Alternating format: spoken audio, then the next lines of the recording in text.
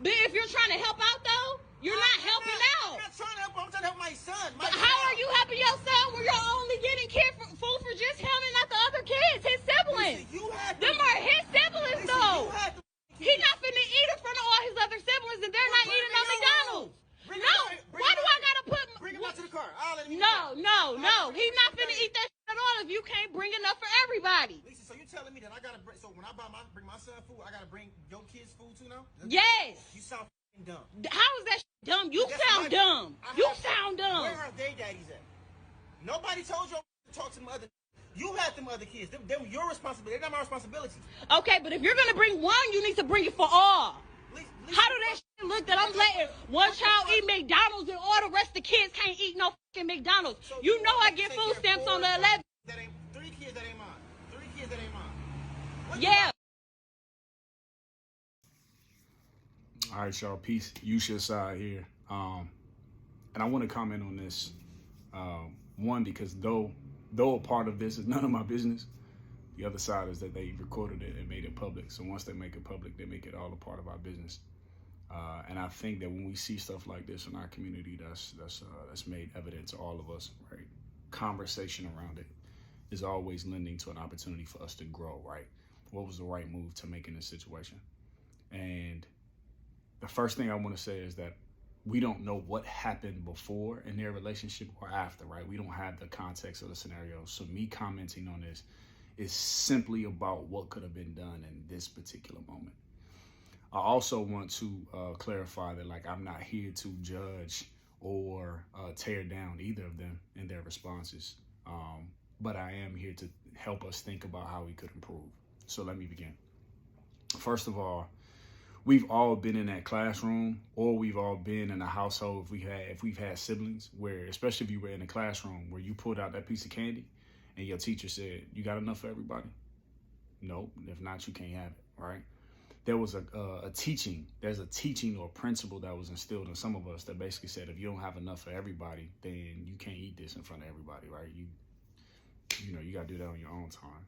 And so what I heard her communicating was that we don't do that, right? We don't give to one and watch the other suffer.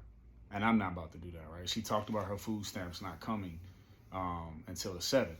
So she's expressing, I don't have money to feed them. And she's expressing a principle that I don't think she's wrong about, right? I don't think she's wrong about the principle. However, and sisters, I would love for a sister to come on and make a video and talk about and challenge the ladies or challenge the women in a way to think critically about this. I would love to hear what the sisters think. But her communication was all wrong. Like, that ain't how you get anything from anybody. Better yet, a man who's, the father of one of your children when you have children by other men. Like, those scenarios are adding up. Like, you're not even giving him the opportunity to love you because you came out fighting him. So you didn't give him an opportunity to even figure out how to love you better. So I think that her lack of the communication was off. And really what I'm gonna say is she offered no gratitude.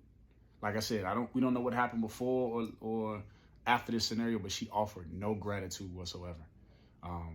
She could have positioned herself to say, "Thank you for bringing food for your son. I appreciate you. Thank you for showing up for food, but here's the scenario." And that would have gave him an opportunity to soften his ears and his heart and listen. And if he didn't, then we having another conversation. But she didn't even greet him with an opportunity to love her or to care for her. Now, to the brother, good job, my brother. Thank you, man.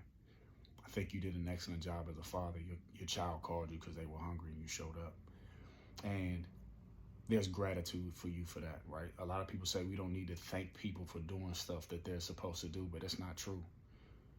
The responsibility is on you, but responsibility is still a choice. People choose every day not to be responsible, not to do the thing that they're responsible for doing. So we're thanking you, brother. If you ever see this, thanking you for showing up and doing what you are responsible for doing. Thank you, bro. Thank you for being a good father. You showed up as a good father. And now as your brother, I'm extending the thought, right? You were not wrong. You were right. You did the right thing. You showed up and brought your child food. You did what a good father would do. But now I'm going to say, what does it look like to be a good man in the community? For example, if you were a community leader, a teacher, organizer, in any sense, and you had a mentee, and your mentee called you and said, hey, my mother can't really feed me and my brothers and sisters right now. We hurting, you know what I mean? Can you pull up on me and bring some food? You are not the mentor of all the brothers and sisters. You're the mentor of that one mentee. But do you show up in the house and feed the mentee and allow the other brothers and sisters to starve? That's not what a community leader would do. That's not what a man in the community would do, right? And so my challenge here is to go beyond just being a good father to think about what it looks like to be a good man. Because good men who have a community mindset, right? We think about all of the kids in the community in a sense as our kid, especially those who are in direct connection, who are directly connected to our village, to our people. And in this case, your child, right? So my thinking tells me that there's only 3 solutions here. The first solution is the mother has to tell the father, hey, thank you for the food. We appreciate you. Thank you so much. I'm going to have to divide this burger and this fries and this drink into 3s and feed all 3 kids. Now, the reason, and second option, we'll come back and explain these one. Second option, right, is he can take his child, not just take him to the car to feed him, but actually take his child for a couple hours a day, weekend, whatever the scenario is, because it's just assumed that when you with daddy, you're going to eat, you know what I mean, wherever you are. Take your child, bro. Or 3, the same money that you used to buy that Burger King, which was $10, right? About $10. Go buy a Little Caesars pizza and bring that back for the household. Those are the 3 options I'm going to give you. Now, the reason why the first option is the mama got to tell the dad to split it. First of all, it would not be right for the mother to take the food that the father brought for his child and give it to the other children without communication first. But in her understanding, she cannot, as a mother, watch one child eat while the other 2 children starve. She can't do that. You're asking her to watch one of her children eat while the other 2 starve. She can't do it. A good mother not going to be able to make that play. And she's already communicating that because she don't get her food stamps until the 7th, there's a difficulty of food shortage in the house. So literally these kids about to eat, one child about to eat and the other 2 not. So then the father says, right, well, let me bring him to the car. Well, here's also a truth. If he goes to the car and eats, then he still comes back in the house fed. His spirit is different. His energy is different. He's fed. And his brothers and sisters are still starving. Now, as a man, I'll be honest, I wouldn't want my child to be the type of child that is fed and full and watches his brothers and sisters starve. So even if the mother didn't bring the food in the house and break down, I would still tell my child, hey, I ain't have enough money to get all y'all food, but can you do me a favor? Can you break down? Can you make sure you share with your brothers and sisters? Get them some fries, get them a piece of this burger, bring a little soda in the cup for them. Because I don't want my child to be the type of child that thinks it's okay to be fed and full while your brothers and sisters are starving.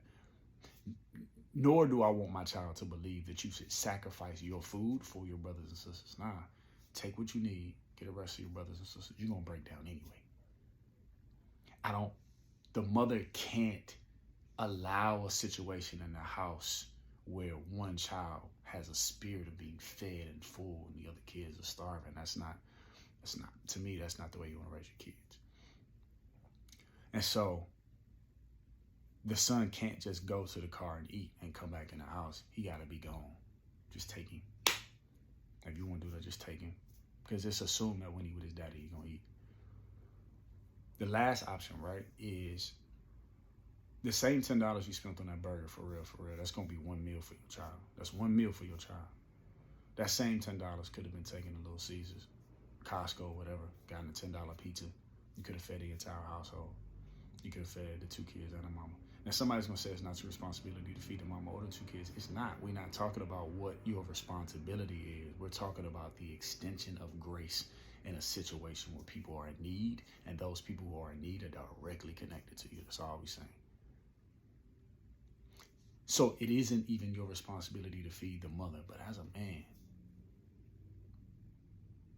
The physical, mental, spiritual, emotional well-being of that woman has a direct effect on my children.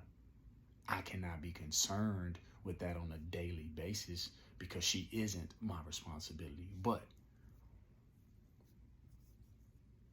if the whole house in there starving, bro, one pizza would have took care of all of it at the same cost. And so my job here is not to say, bro, you did a bad job. No, you did a great job. Your child called, you showed up. Thank you.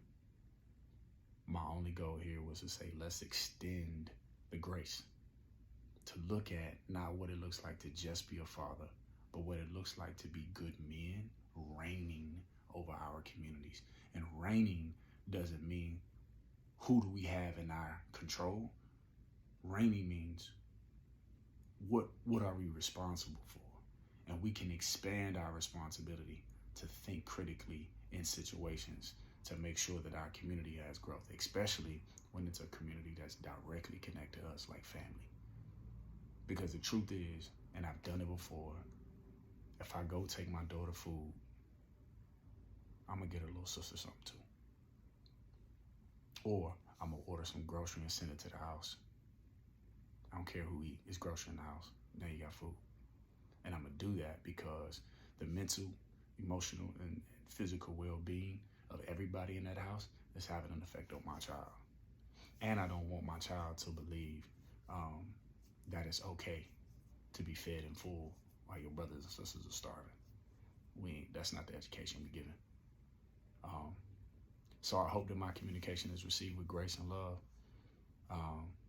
I hope that we continue to grow and build and find ways to become stronger. I hope that we stop recording our stuff and putting each other on blast. And I hope that there's a sister who's willing to come on and give some communication around how that sister could have moved.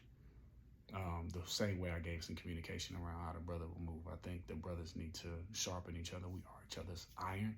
We're going to sharpen each other. I think the sisters, hopefully somebody's willing to come on and give something similar to sharpen the sisters. But bless us, man. Appreciate y'all.